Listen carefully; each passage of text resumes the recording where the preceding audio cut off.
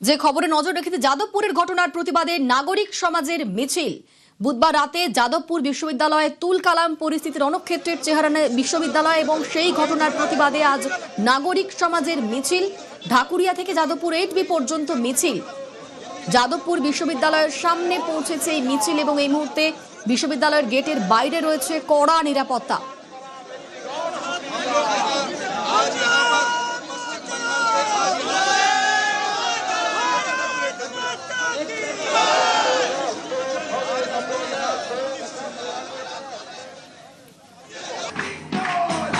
এদিকে যাদবপুর কাণ্ডে অরবিন্দ ভবনে উপাচার্যের বৈঠক, ভিতরে চলছে বৈঠক আর বাইরে বিক্ষোভের ছবি।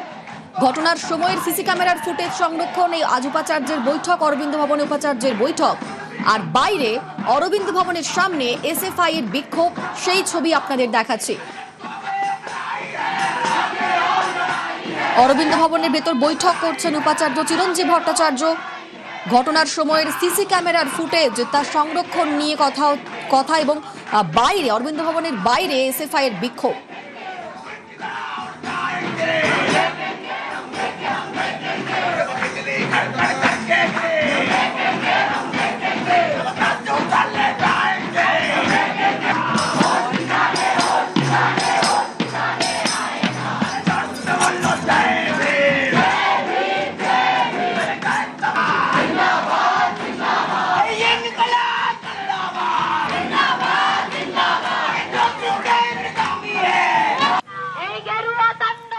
আপনাদের আরো একটা প্রতিবাদ মিছিলের ছবি দেখায়। যাদবপুরের ঘটনার প্রতিবাদ, এসএফআই সহ বিভিন্ন বাম ছাত্র সংগঠনের মিছিল।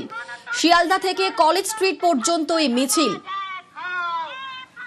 গত 20শে অগস্ট যাদবপুরে যা ঘটেছে, আমরা সিসি ক্যামেরার ফুটেজ দেখিয়েছি, যেখানে 4 নম্বর গেট, সেই গেট খুলে দেওয়া হয় এবং তারপর ভেতরে আসে বহিরাগতরা, তারপর তাণ্ডব চলে।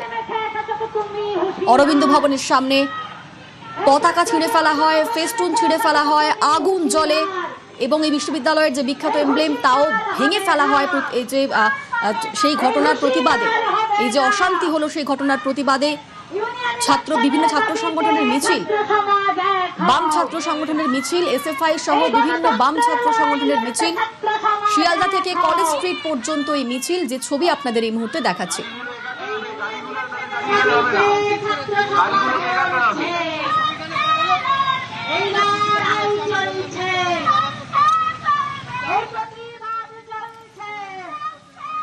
যাদবপুরে বহিরাগত তরজা, বুধবার মধ্যরাতে অশান্ত যাদবপুর ক্যাম্পাস।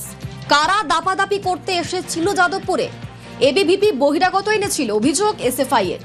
বিচার বিভাগীয় তদন্তের দাবি আরএসএস এর অধ্যাপক সংগঠনের।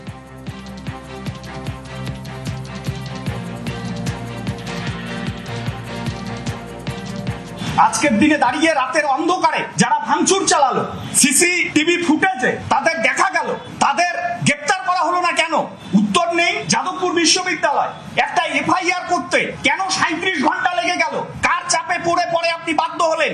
একজন প্রাক্তন ভিসি বুদ্ধদেব সাউ, তার উপস্থিতিতে এই ঘটনা, এই ভাঙচুর চালানো হলো।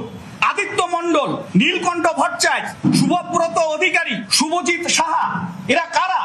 আরএসএস এবিভিপির পেটোয়া বাহিনী সেই দিন যাদবপুরে ঢুকে যাদবপুরের মাটিতে ছাত্রছাত্রীদের খুন করে ফেলার চক্রান্ত করেছে। আসলে এবিভিপি বহিরাগত নিয়ে কলেজের ভিতরে গিয়েছে, তারা নিজেরা এখন বাঁচার তাগিদে ভুলভাল বকছে। ক্যাম্পাস ছাত্রছাত্রীরা কোথায় থাকবে না থাকবে সেটা ক্যাম্পাসের ছাত্রছাত্রীদের বিষয়, কিন্তু ইনারা রাত 1:30টায় ওখানে কি করতে গিয়েছিলেন? এই যে দিমাগি নকশাল এবং সিপিআইএম অধ্যাপক ছাত্র একটা ন্যারেটিভ তৈরি করছে, গেরুয়া গুন্ডামি। গেরুয়া রংটা আপনাদের পছন্দ হয় না। গেরুয়া রংটা হচ্ছে সনাতনী ঐতিহ্য, সনাতনী প্রতীক।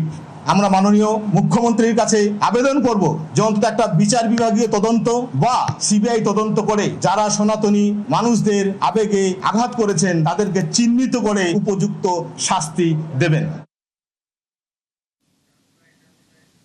বুধবার মাঝরাত অশান্ত যাদবপুর ক্যাম্পাস। প্রশ্ন হলো, কারা দাপাদাপি করতে এসেছিল যাদবপুরে?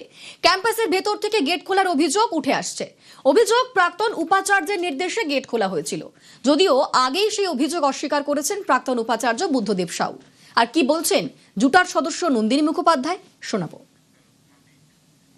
যখন তারা ভেতরে প্রবেশ করছে সেখানে একজন অধ্যাপককেই দেখা গেছে, ভারতীয় জনতা পার্টির যে শিক্ষক সংগঠন তার সদস্য হিসেবে আমরা তাকে জানি। সুতরাং ওই একজনকেই দেখা গেছে যিনি আমাদের প্রাক্তন উপাচার্য ছিলেন। কর্তৃপক্ষের সেই দিন যে ভূমিকা নেওয়ার প্রয়োজন ছিল কর্তৃপক্ষ সেই ভূমিকা নেননি, ফলে এই রকম ধরনের একটা বচসা এতখানি এগোতে পারে। যাদবপুর বিশ্ববিদ্যালয়ের গেট মধ্যরাত্রে খুলল কে, কার নির্দেশে খুলল, এটা অবশ্যই তদন্ত হওয়া দরকার।